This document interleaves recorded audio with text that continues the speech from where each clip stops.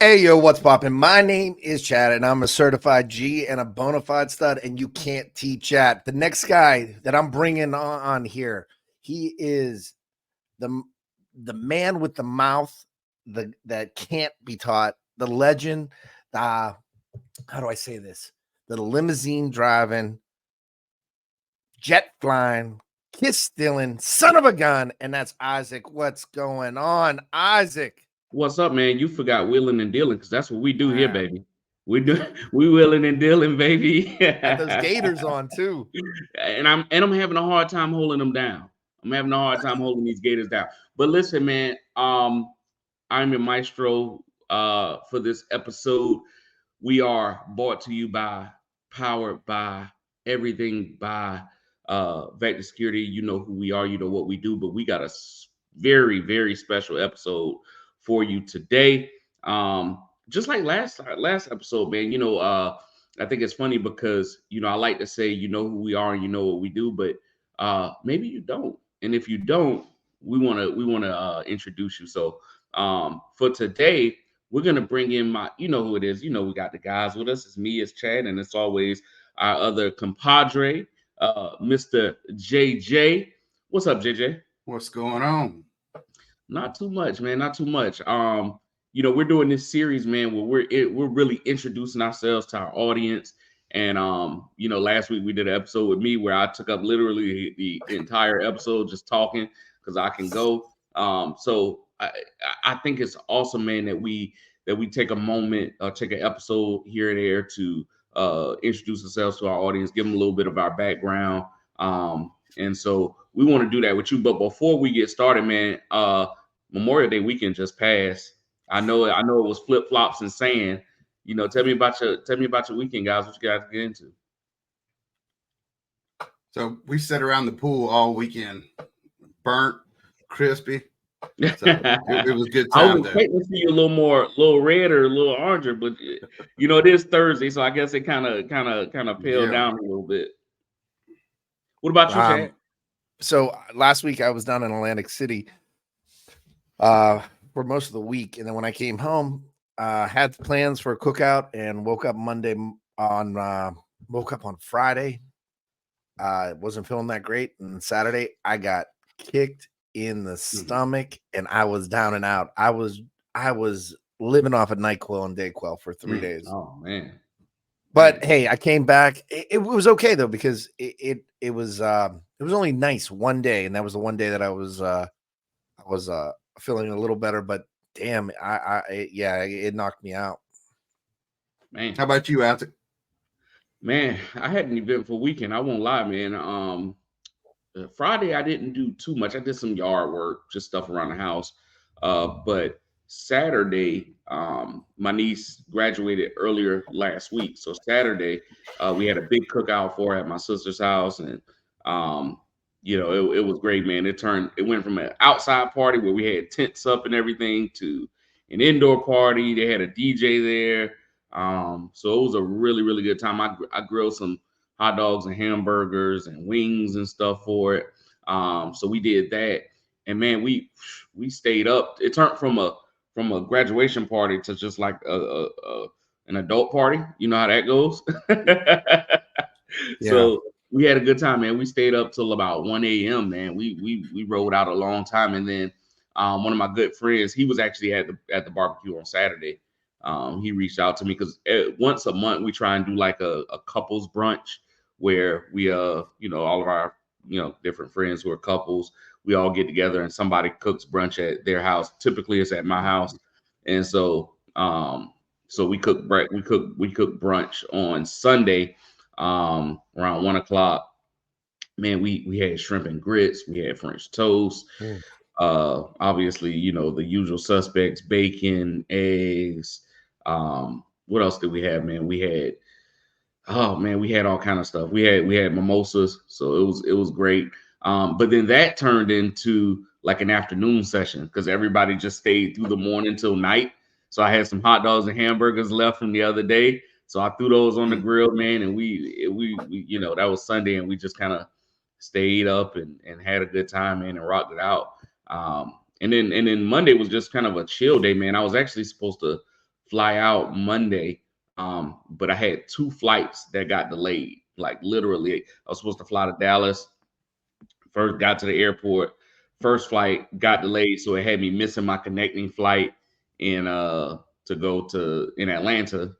And then the next flight, they ended up booking me on another flight. That one got delayed, which caused me to miss another connecting flight.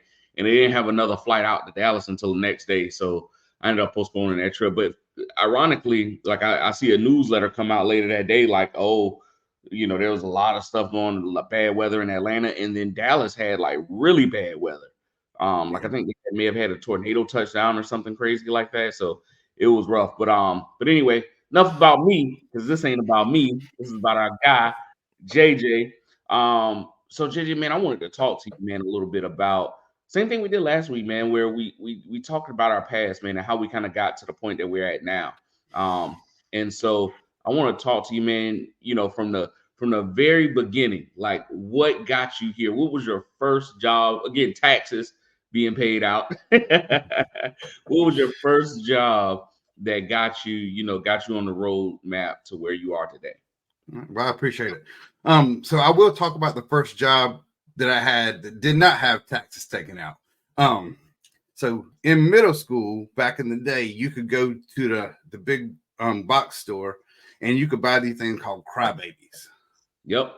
And the big old box of Crybabies, a little sour apple, little gumballs or whatever. Like they were like Warheads? Yeah, Warhead, same thing. Yeah. Okay. So down in I was near Atlanta when I did that in Covington, Georgia. And you come back to school with them and you sell them 25 cents a piece, and you bought 100 of them for $5. So that I didn't even realize I was in sales or wanted to be in sales when I was doing that. So that might have been what got the brain going when I got over here. But my first little job in high school, them little high school jobs are great, was washing 18-wheelers. So I had 5 18-wheelers to wash every Saturday, and I got a whole $25 an 18-wheeler. I mean, I was kicking it. So $125 a Saturday, but hey, when you're in 9th, 10th grade, $125 on a Saturday, it was nice. That's good money. It was good. One job that I think I enjoyed after they got out of school or actually not out of school, I was still in school, was Stevie D's down in Pensacola. You notice I'll probably end up saying a lot of cities here because I was more stationary when I got in the military than was in my whole life growing up. I think I went to over 25 different schools. Come from school, mom said, "Hey, we're moving." It was wow. But hey, wow. I got to meet a lot of friends. 25 different schools? Easily 20. From kindergarten to graduation, if I didn't go to 25 schools, I mean, it was right there. Easily 25 different schools. Wow. Now, it was great because I would end up leaving one school and come back to it later on that semester or that school year. So it's like, hey, I'll see y'all in a couple months. Mom just wasn't. My 9th grade year, I read Romeo and Juliet 3 times. So every time we moved a school, my 9th grade year, they were starting Romeo and Juliet. And you would think by the 3rd time, I'm acing this thing. But every single teacher that taught it interpreted it different. So I didn't have the right answer even the 3rd time reading it. But I could tell you about some Montagues and some Capulets all day long. So, so Stevie D's was a place I really loved because I got to shuck oysters. We had like oyster night, wing night, and shrimp night. Little pub. That was a really cool job because there was a lot of cool people that came in there. And then it became graduation, and now it's big boy time to get a real job. So I coming from Panama City area, a little town called Chipley, and I joined the military, joined the Navy because I love the beach. I love the water. Well, if you love the beach and love the water, the Navy may or may not be it, because when you're surrounded by it by 6 months, that's a different love. So I did my 4 years and I needed it. It was a really, really cool job. I was an aircraft firefighter. So exciting job. Just didn't get it, put it into action a lot because luckily we didn't have a lot of planes crashing. So it's a good thing. One great thing about it though is learning all the fire stuff. I also got a chance to learn about a crane. So they have on the flight deck a crash crane, so you can move stuff and change propellers and stuff on the aircraft. And I was a crash crane operator too, so that was really neat. I get to drive this huge piece of equipment on this flight deck, and I was on an LHA. It's one right below an aircraft carrier. So we carried a lot of helicopters. The only jet we had was a Harrier because it was a vertical takeoff jet. And in the wintertime, when that thing landed, you wanted to stand right back for that 10 seconds. How warm you got was amazing. So, yeah. So, and I really enjoyed the Navy. At first, I didn't because it was not what I thought I signed up for. Because you don't know what you sign up for. You sign the paper, hold your hand up, and let's roll. But after I got in there and got comfortable, I ended up getting quite a few awards. For our command, I was Sailor of the Year my last year in. Because I really started taking it serious because, hey, I got to get out and get a big boy job, whenever I get out. So I got out and I thought I was going to be a firefighter in the civilian world. Well, military world, the civilian world, even though you have all these 4 years training, you don't go anywhere else. This is all you do. It doesn't relate out to the outside world. So, sad story is in 9/11 of 2001. I got out in August of 2001, 9/11. I had an interview for an electrical company. I was going to go out and be an electrician apprentice, and they called me that morning, and they said, sir, well, we're going to cancel your interview today. And I'm dressed. I got my suit on. I'm ready to go. And I said, well, what did I do wrong? Well, you didn't do nothing. Well, why are we canceling an interview? Sir, have you turned on your TV? No, I'm getting ready for an interview. And she said, well, call us back later and turn on your TV. That's the lady talking about. Flip on the TV, see the birds. And, I got out a month ago. So I didn't think I was going to get called back in because we were in the boneyard. They were doing all the repairs because we just come back from deployment. But, yeah, I will never forget. And we can all tell each other where we were on 9/11. You won't forget that day. I was in U.S. history class. I remember very specifically the people turning on the TV and us seeing it, and it was crazy. I worked at Enterprise Rent-A-Car, and at the time their slogan was we'll pick you up, right? Yep. And so I dropped somebody off, and I was driving back to the branch. And anytime back then when you drove, you instantly put on Howard Stern, right? Yeah. And I just remember listening to him for like hours that day. Yeah. Because he stayed on, I believe. Yeah. Wow. So ended up getting I'd had another interview later on that evening. It was for a multi-level marketing company. So one of the pyramid schemes. And they kept their interview. So I went over to it and, I'm going to be a millionaire in 3.5 days and I'm golden. So as you listen to me and talk to me, I am not the sharpest tool in the box, but there's one thing I teach my son. There's one thing on the football field. There's one thing in life. There's one thing at work that somebody can never do better than you, and that's outwork you. So my philosophy is if you work hard and you put that effort in, you can do anything you want to do. And that's how I've always been. So once I found out I could be a millionaire in 3.5 hours, I was like, let's go. So my schooling for 2 years was a pyramid company that I didn't make any money unless I sold a water filter or a health and nutritional product. So my school was hard knocks. Either I eat breakfast or I don't. get a CC's card, and at the CC's you could eat 5 meals and you get your 6th one free. So me and CC became good friends. They were right down the road. Gotta love CC's. Oh my! And one thing about CC's, man, I could go first night and be Italian. I could do Mexican the next night. It's a variety, and I get a water to drink. Woo! Whatever you want. Y'all got CC's up there, Chad? No, we don't. I'm actually gonna get CC's is a all you can eat pizza joint where you. Oh wait, no, we did have those. Yeah, we did I remember. You create your own pizza, all of that stuff. So yeah, CC's. When I was in college, CC's was a big deal because it was $5 and you go in there and throw down all day long. Yep. So I did that.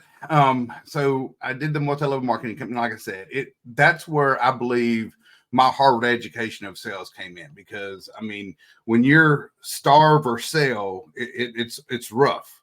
But I needed it. It's kind of, I believe, what molded me to who I am today. Am I the best I could be? No, there's still tons I can learn out there.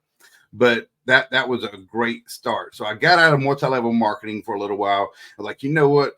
I need a job that I know what I'm gonna make tomorrow, because my mindset, I was destroyed for 2 years, that I didn't know what I was making the next day. So I got out and started building cabinets. So I built custom cabinets for homes. I was down near the beach, Panama City area, and we would build custom cabinets.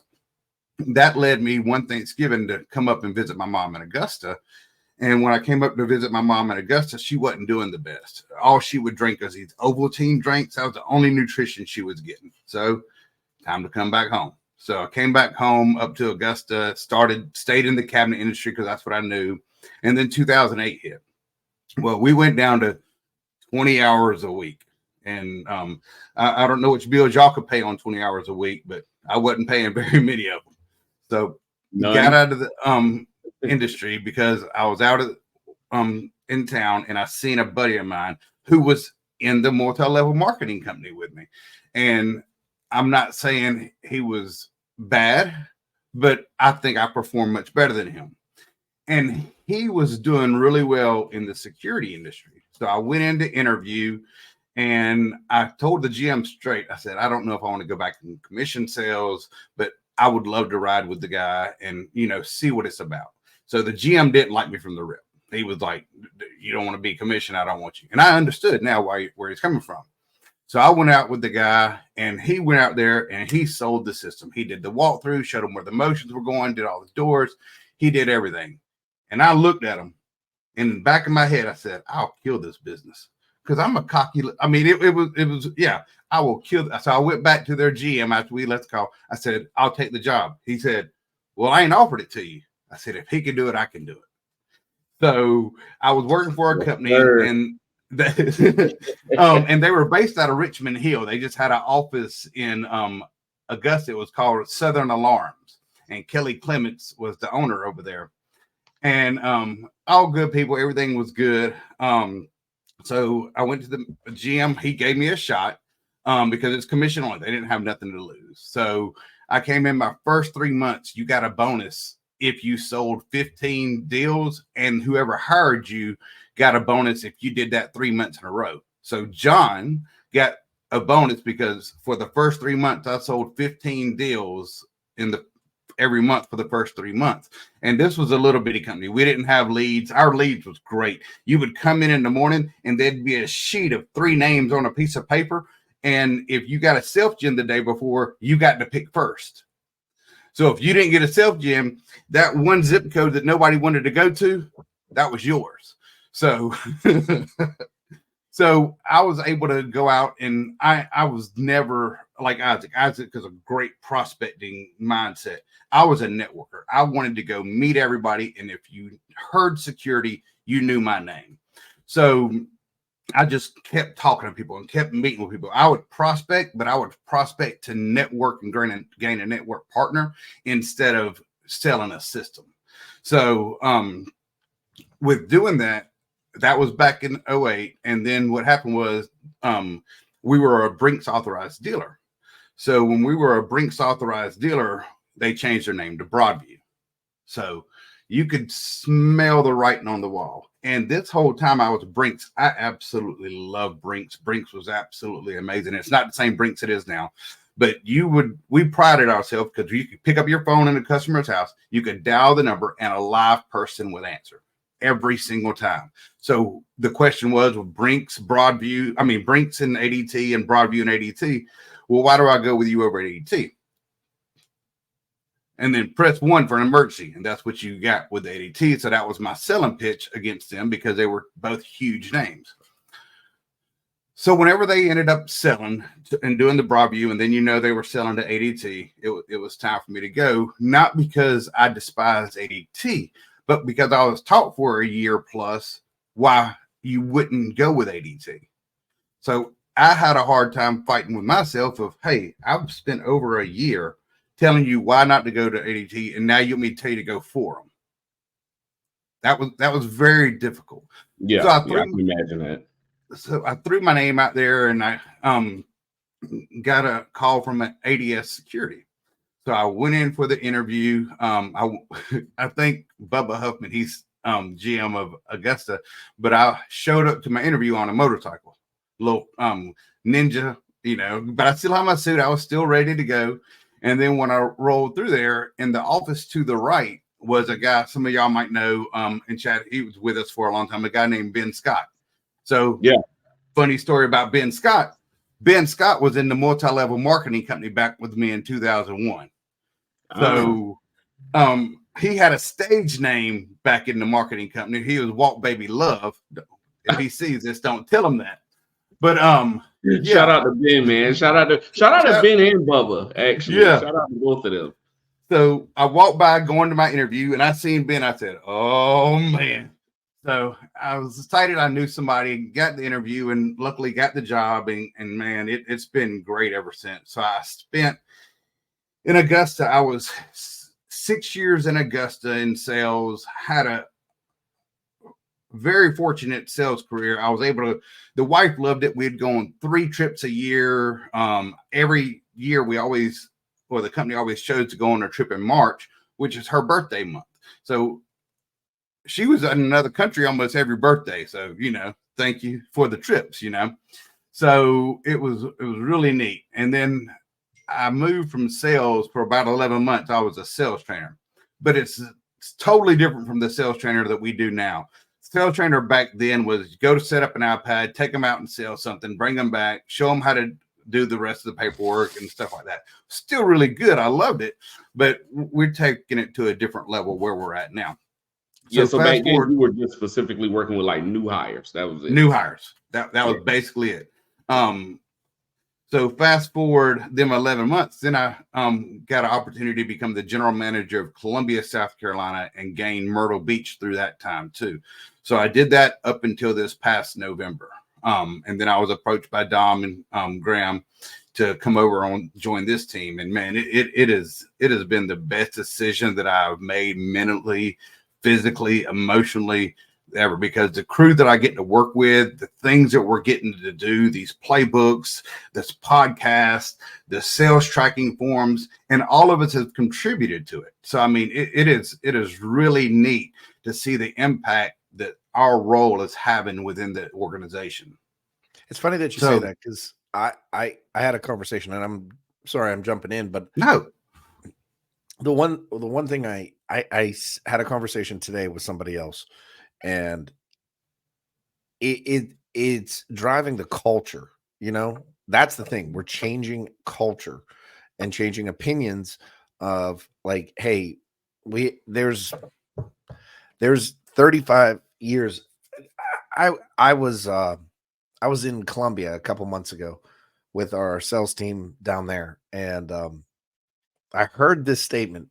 There's 124 years of experience in that room. Wow. That's a great thing. But you know what the biggest problem is? There's 124 years of experience in that room. So we've got to separate ourselves, and working with you guys has been amazing, but we're able to change. I get exactly what you're saying. We're changing a culture and seeing small impacts and small wins, which are just going to lead to huge wins. So yeah, sorry, JJ. No, you were good. So like I said, fast forward to today. I mean, we are in a great spot. I think we're putting a lot of great activity and a lot of great knowledge out to the team and providing them the information they need to be successful. And I think that's part of our role, is trying to give them enough knowledge and enough leadership that they can take that and make a success story out of themselves. Yeah, absolutely, man. Absolutely.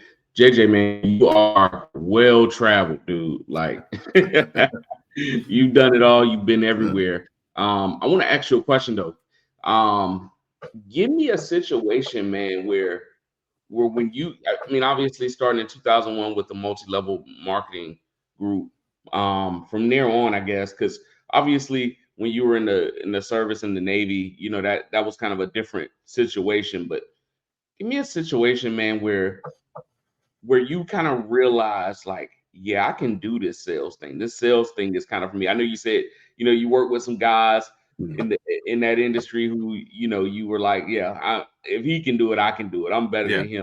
Or when you got to the security industry, that was the mindset. But when did you know, like, yeah, this is the road that I want to travel down, and this is something that I feel like I can be successful in? So when I was with Brinks, the pay was good for what we did and everything, but we only did light commercial, very light commercial and residential. When I was able to come over to the ADS side, Vector now security, so like I told you about the multi-level marketing, when we made a $5,000 paycheck, it was hip, hip, everybody celebrated and we were all happy and everybody celebrating you making money. Well, me going from multi-level marketing back over to the cabinet building and then making good money at the authorized dealer, but nothing crazy. I came to the ADS side, my first full month here, I got a $12,000 paycheck. So yes, sir. That'll get your mind thinking. But I took the things that I learned because we got a few leads over ADS, nothing crazy. We're not the ADT lead company, nothing like that. But I was able to, get a couple things and then use them lead to referrals and get more leads. But so I will say that was my aha moment, but it was also my humble moment. Because, like I said, Ben Scott was there, and I'm used to the mindset we were in a multi-level marketing company that we bragged about it. Well, you don't brag about it in this industry in the office. If you want to talk about it to everybody else or whatever in the sales organization, that's fine. Have your conversations. But when that amount of money is a third of what somebody in an office or a fourth of what they might make in a year, you don't make friends quick. Yeah. So I had to become very humble because I was happy, I was excited, but whenever I didn't take in their feelings and their thoughts, it was really, and because Ben he was a sales rep with me. He was side by side. We were sales reps.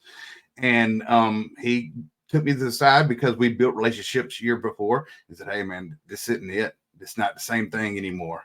So it took me a while to win back that, and I'm not even gonna say friendship, but it did grow into a friendship. But even able to have a conversation where they wanted to listen to me because money hurts feelings. Yeah. So, yeah. Yeah. No, but $12,000 in my first month would be the.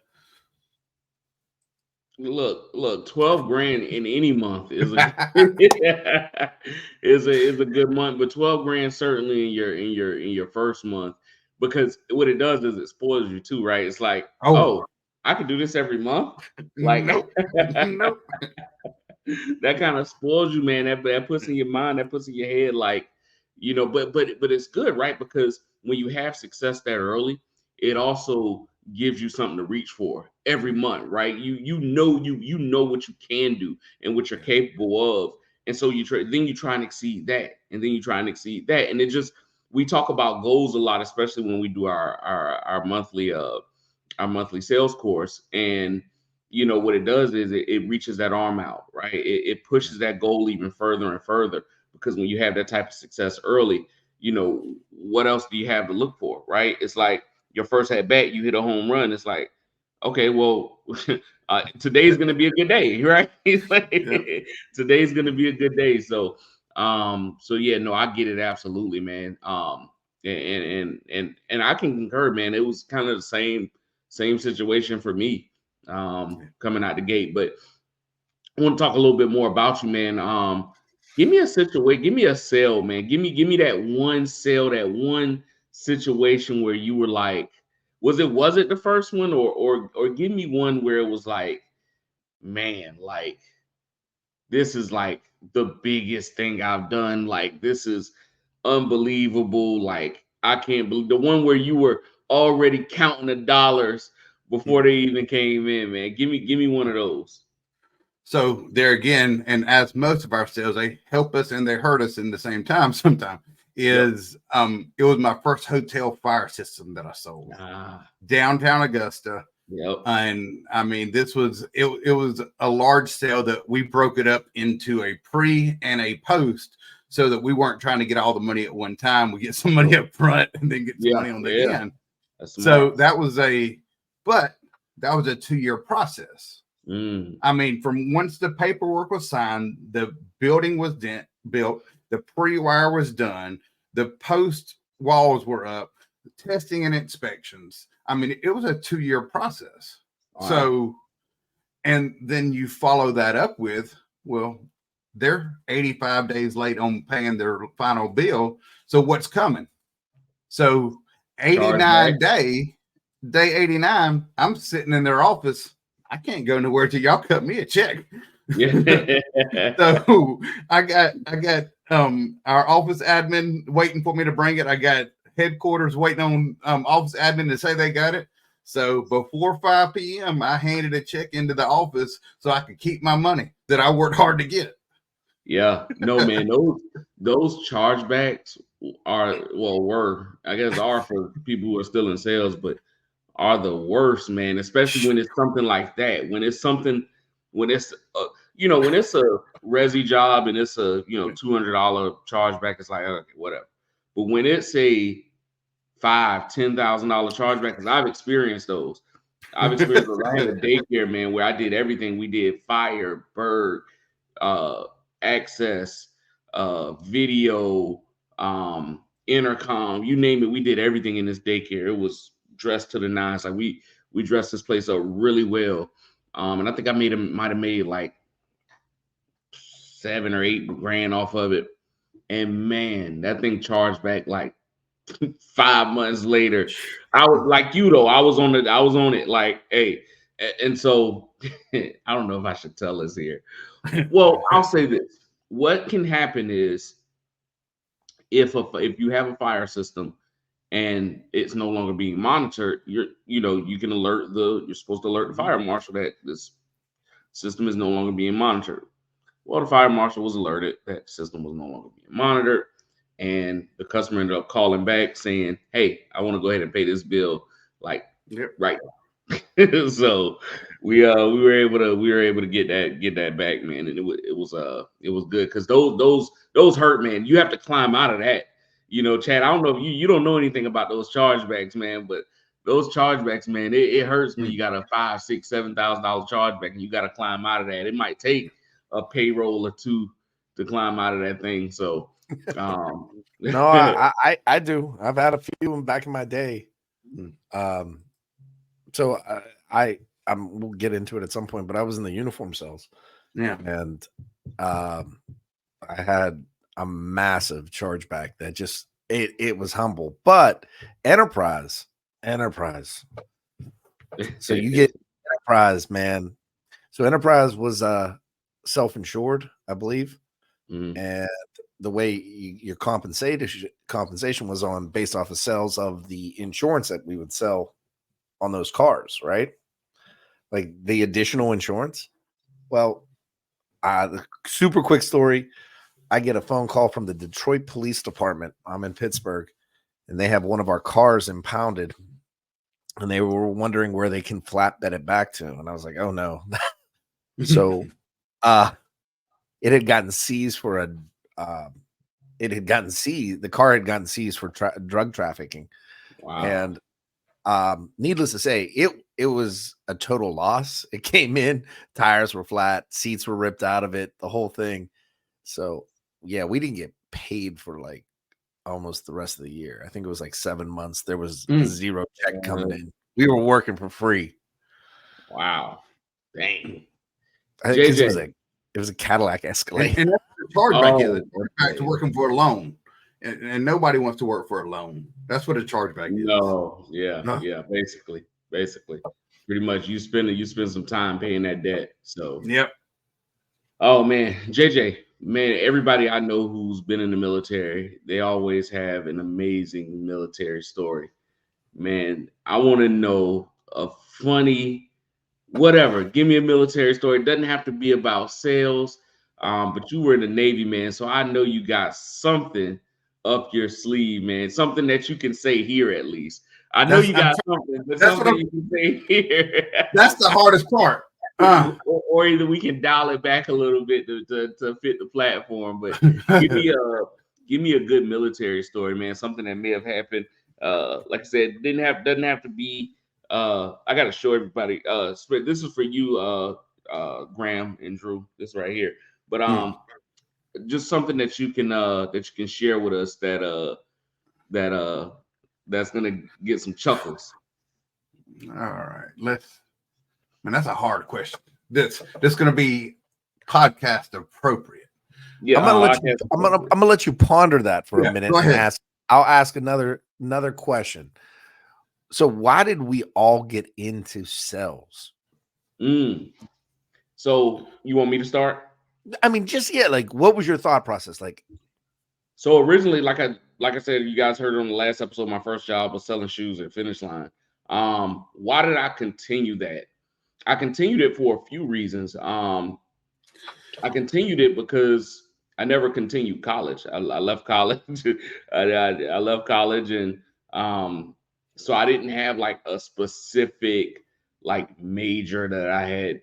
You had higher education in that I can go in. Like, some people work for the government, or they're in science, or they're in criminal justice, or whatever the case may be.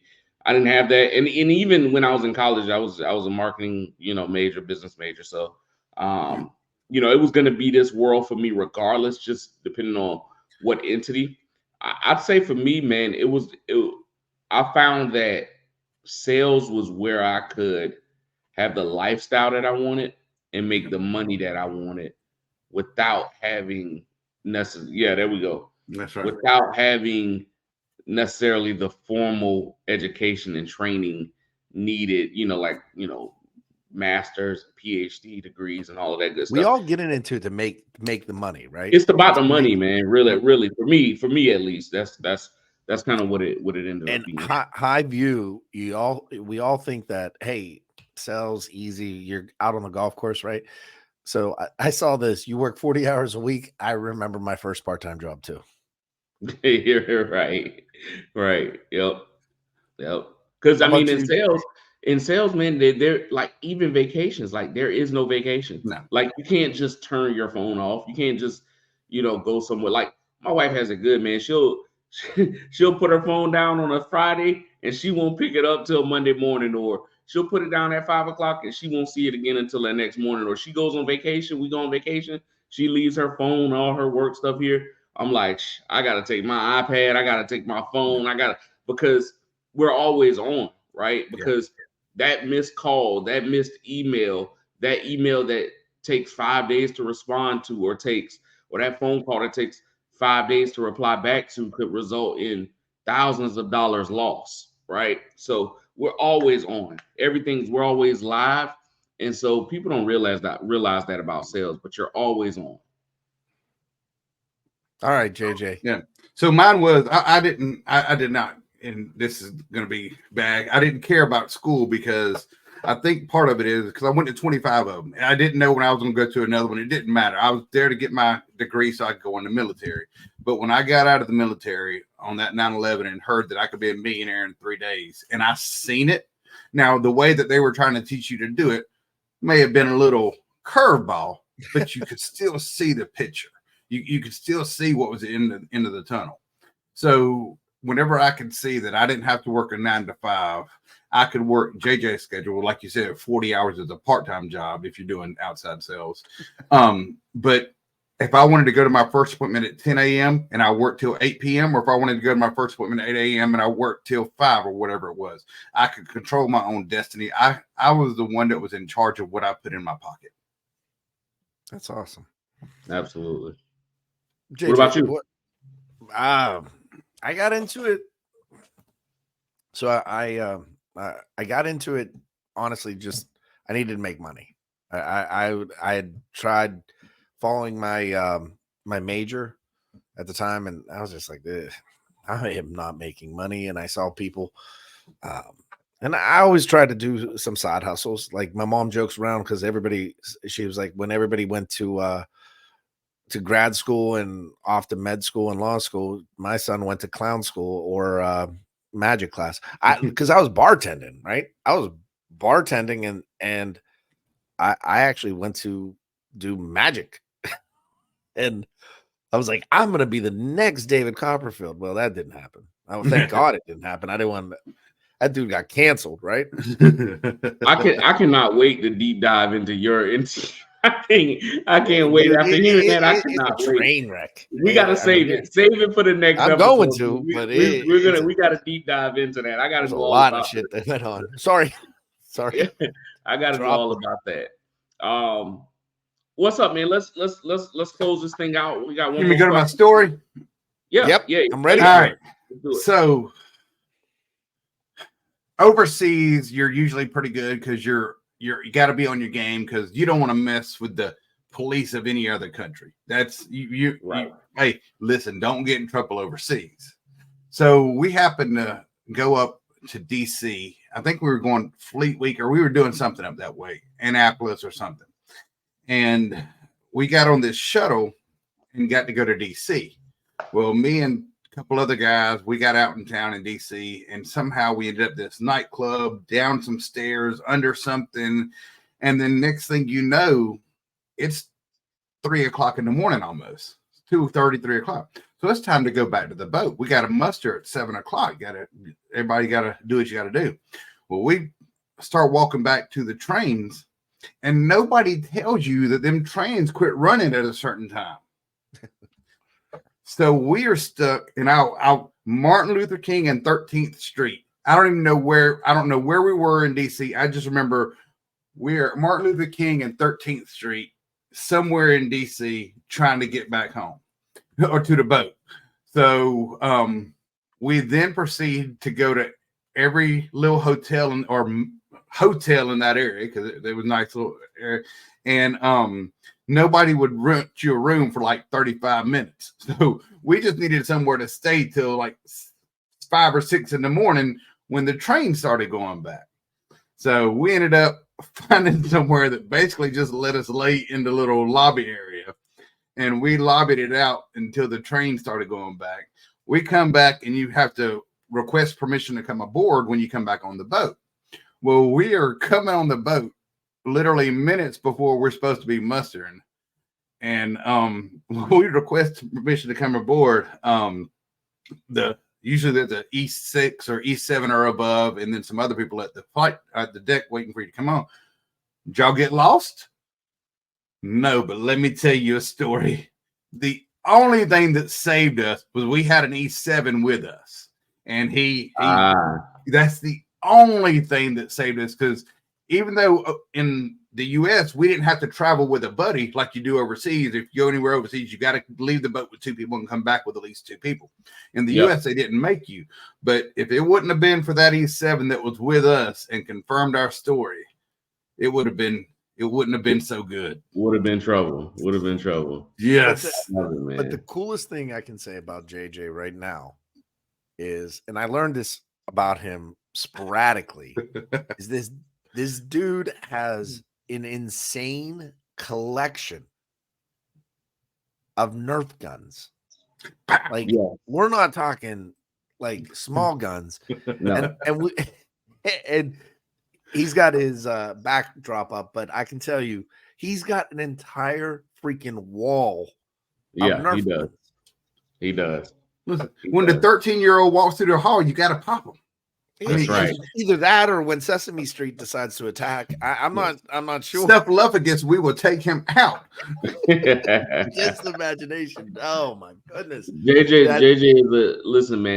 is a well-traveled man. He's a man of many talents. He's a man of many Nerf guns and a man of many stories. And we got a few of them today, man. So JJ, thank you so much, man. We really appreciate it. I love the shirt, hustle and humble. You know, that's our mantra, man. We're all about the hustle, but you know, as always, and I guess I'll close us out here, man.